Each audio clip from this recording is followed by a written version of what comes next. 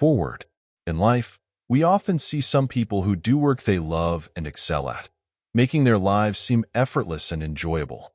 But there are also those who are unhappy with their lives, seeing work merely as a means of survival. Why does this disparity exist? The author of this book argues that the key difference lies in whether or not one has aligned with their natural talents and discovered their true passions. For those who have, life operates in easy mode. For those who haven't, life becomes hard mode. What is talent? The author defines talent as the combination of aptitude and passion. Some people possess a natural ability in certain areas and simultaneously feel a strong passion for those activities. This unique combination allows them to grow faster than others, leading us to say that they are talented in that particular field. Although talent is a term we frequently use, it's not something easily identified. There's a story that illustrates this well. Two small fish are swimming along a river when they encounter a bigger fish, who asks them, "How's the water today?" The two small fish politely reply, "Great," and swim away. After a while, one of the small fish asks the other, "What's water?" Because it's so ubiquitous, the little fish fail to notice the very water they live in. Talent works in a similar way. Sometimes, we feel a strong sense of resonance or motivation when doing certain things, while other things leave us indifferent or uninterested. This is the power of talent at play. Those who discover and embrace their talents tend to lead happier lives. They understand themselves better, know where to focus their efforts for maximum results, and avoid the trap of competing with others using their own weaknesses. That said, while everyone's talents differ and the process of discovering them is unique to each individual, there are still universal principles, techniques, and strategies that can guide us. This book offers many valuable suggestions for uncovering one's talents. The author of this book, Ken Robinson, was a professor in the field of education at Warwick University in the UK. He was a well-known figure in Britain, knighted by Queen Elizabeth II, one of the highest honors in the country. However, his global fame stemmed from a TED Talk titled, "Do Schools Kill Creativity?"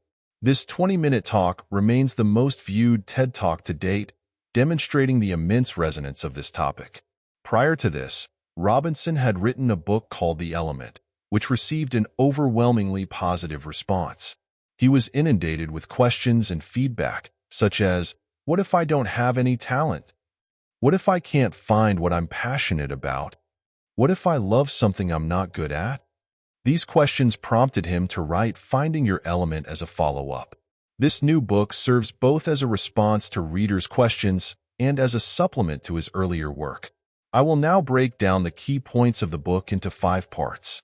The classification of talents, the 3 principles for discovering your talent, the 3 steps to finding your talent, the 3 strategies for uncovering talent, the relationship between talent and happiness.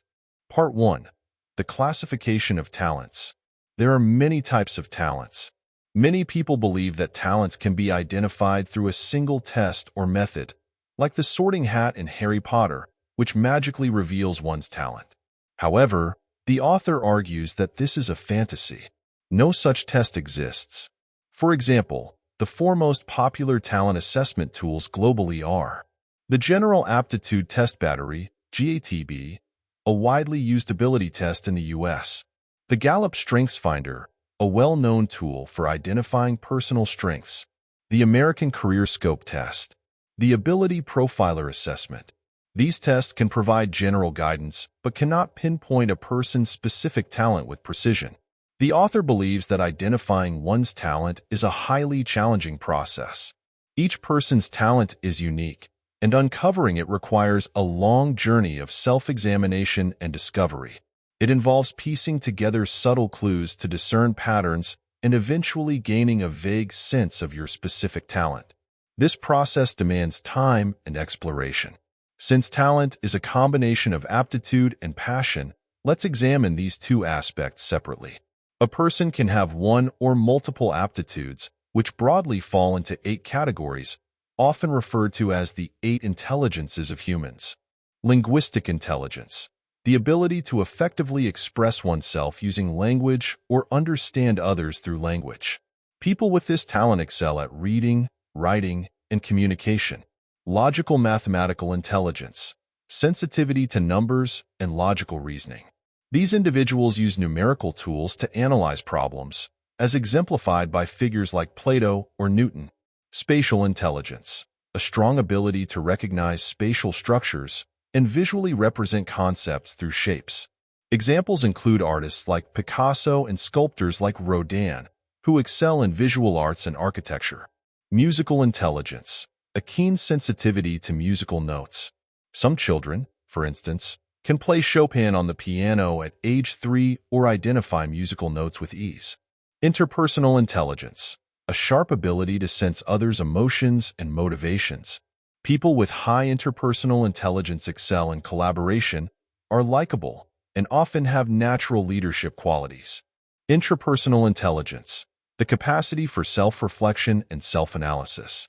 Individuals with this intelligence deeply understand their own behaviors and motivations and set clear goals for themselves. Think of philosophers like Socrates and Aristotle. Bodily kinesthetic intelligence, a natural talent for movement and physical expression.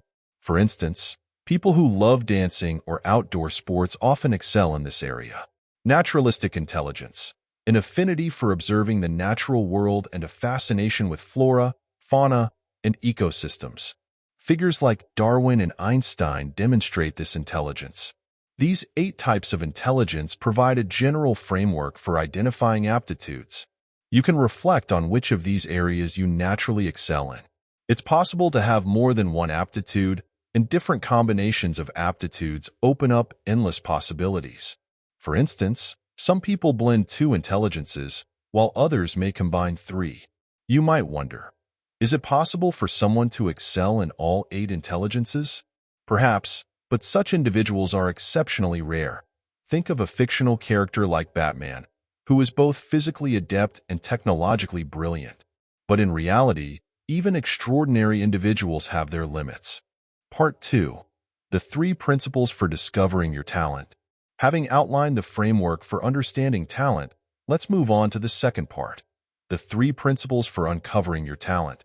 While each person's journey to discovering their talent is unique, the principles guiding this process are universal.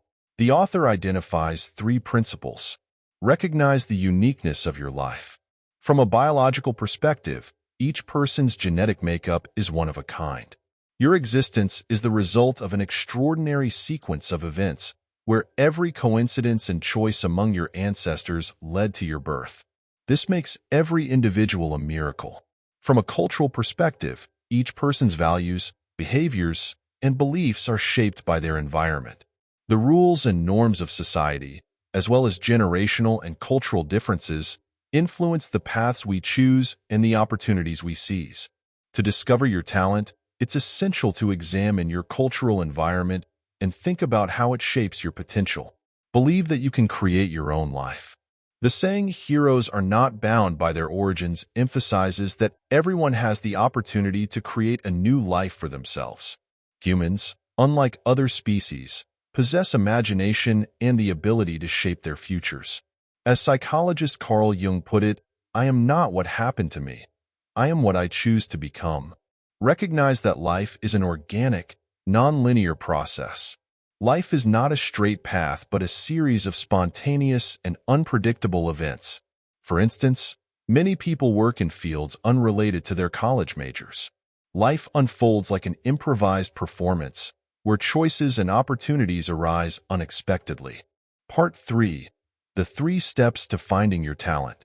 Having established the principles, the author offers a step-by-step guide to discovering your talent. This process is divided into 3 steps: explore, experiment, and reflect. Step 1. Explore.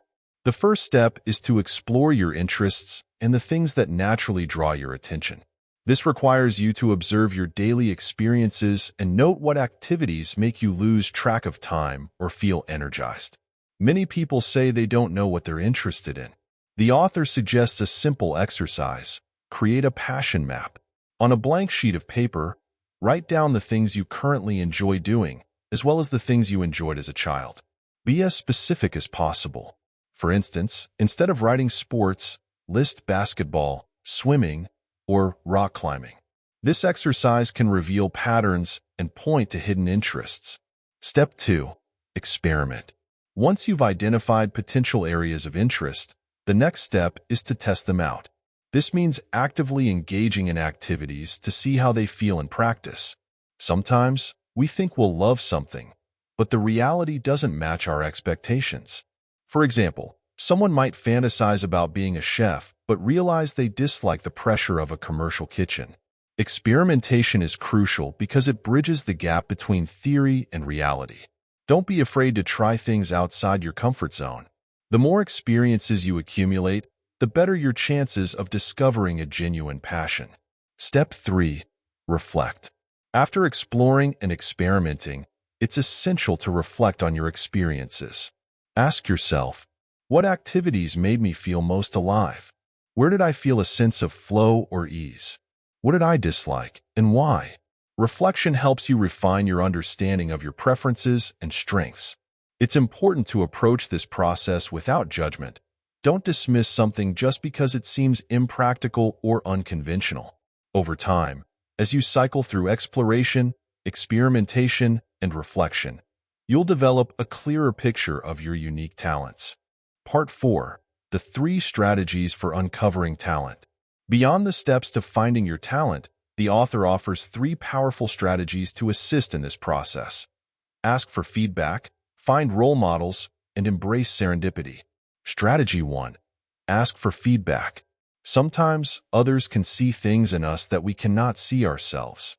By asking for feedback from friends, family, or colleagues, you might uncover hidden strengths or talents.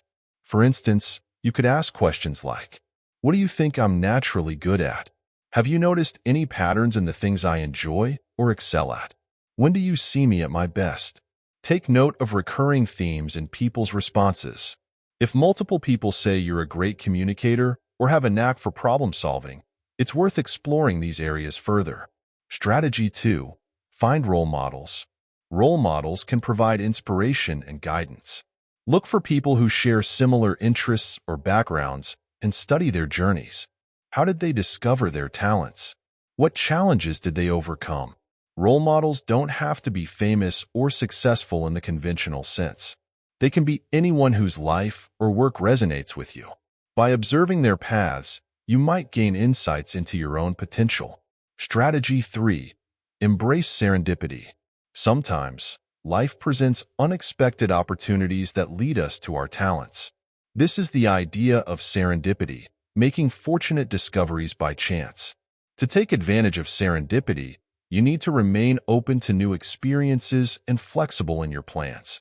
The author emphasizes the importance of saying yes to opportunities, even if they seem unrelated to your goals. You never know what doors they might open. For example, many people stumble upon their passions while pursuing something entirely different. Steve Jobs famously discovered his love for design after randomly auditing a calligraphy class. This experience later influenced the elegant typography of Apple products. Part 5.